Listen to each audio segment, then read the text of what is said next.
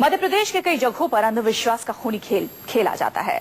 अंधविश्वास के कांटों पर यह परंपरा के घाव है, वो परंपरा जो द्वापर में शुरू हुई थी और 5000 साल से हर साल इस समाज की पीठ को छलनी कर देती है। बैतूल के करीब अनूपपुर में सालों से कांटों पर लेट लेट कर परीक्षा दी जाती है। क्यों, आपको दिखाते हैं इस रिपोर्ट में।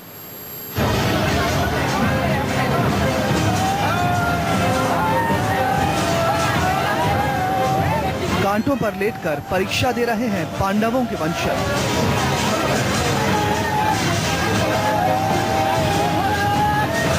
बहन की विदाई के बाद भाइयों के सब्र की परीक्षा।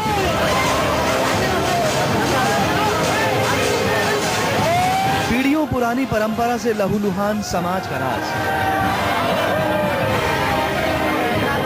अंधविश्वास के कांटों पर यह परंपरा के घाव है, वो परंपरा जो द्वापर में शुरू हुई और 5000 साल से हर साल इस समाज की पीठ को छलनी कर देती है।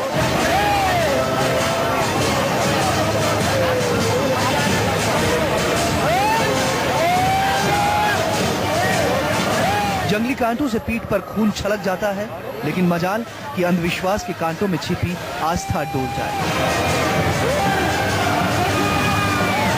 क्या नौजवान, क्या बुजुर्ग, हर कोई अपनी नंगी पीठ इन तीखे जंगली कांटों से रक्त रंजित करने पर आमादा है।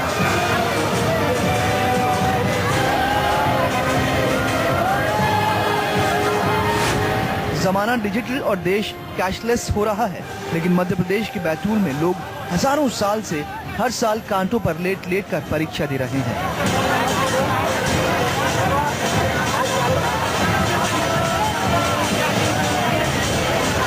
कांटे भी इतने जहरीले कि डॉक्टर इस परंपरा को जानलेवा मानते हैं, लेकिन आस्था और अंधविश्वास की बारीक डोर पर चलकर कांटों पर लेटने की रिवायत कई हजार साल से जारी है। बैतूल के आठनेर विकासखंड के बिजासनी गांव में हर साल अंधविश्वास के कांटों पर लोग लेटते हैं। अगहन के महीने में रज्जल समाज के लोग इस जगह इकट्ठा होते हैं। ढूंढ ढूंढ कर जंगल के नुकीले कांटों वाली झाड़ियां लाई जाती हैं और फिर शुरू होता है खुद को पांडवों का वंशज बताने वालों का दर्दनाक खेल।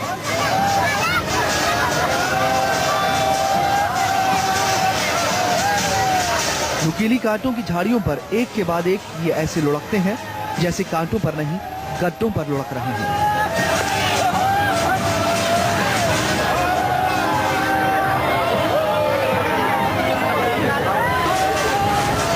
इस तकलीफदेह परंपरा के पीछे छिपा है द्वापर की कहानी का रहस्य। यहाँ के बुजुर्ग बताते हैं कि पांडव जंगल में अज्ञातवास काटते हुए यहाँ आए थे। भूखे प्यासे पांडवों को जब पानी का कोई स्रोत नहीं मिला तो उन्होंने एक भील से मदद मांगी, लेकिन भील ने पानी के बदले पांडवों से उनकी बहन से शादी करने का प्रस्ताव रख दिया। पांडवों की कोई बहन नहीं थी, इसलिए युधिष्ठिर ने जंगल की ही एक भील की बेटी से राखी बंधवाकर उसे बहन बनाया और भीलराज से उसकी शादी करवा दी।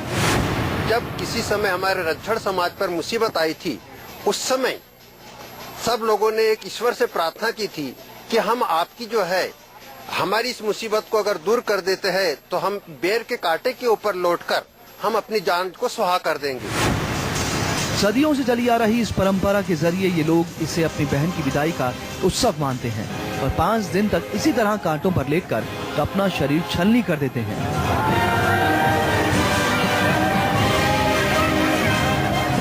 इन लोगों का दावा है कि इस तरह अपना शरीर लहूलुहान करने पर भी उन्हें दर्द नहीं होता।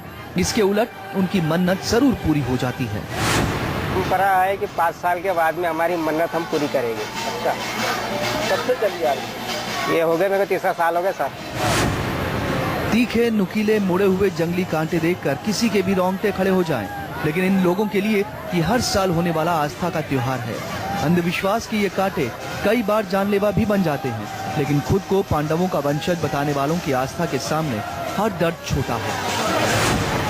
यदि परंपरा है, इसका मतलब ये कि बहुत दिन से चली आ रही, तो कुछ लोग इससे उनको उतना असर नहीं पड़ता, पर इस चक्कर में ऐसा भी हो सकता है कि कोई व्यक्ति जिसको इस चीज़ से एलर्जी हो, हाइपर सेंसिटिविटी हो, तो उसकी मौत होना संभव है। रज्जल समाज के लोग कांटों से खुद को लहूलुहान करने वाली परंपरा को सत्य की परीक्षा बताते हैं। कथा के मुताबिक बहन को विदा करने के बाद भीलराज ने युधिष्ठिर से पूछा कि उसने प्यास की वजह से मजबूर होकर अपनी बहन की शादी उससे की या सचमुच उसे अपनी बहन के लिए योग्य वर माना था। तब युधिष्ठिर समेत सभी पांडवों ने भीलराज के सामने कांटों पर लेटकर सत्य की परीक्षा दी थी। तब से लेकर आज तक अंधविश्वास के ये कांटे हर साल इस समाज की नंगी पीठ को ऐसे ही छलनी कर रहे हैं। सुनील, बैतूल, न्यूज़ 24।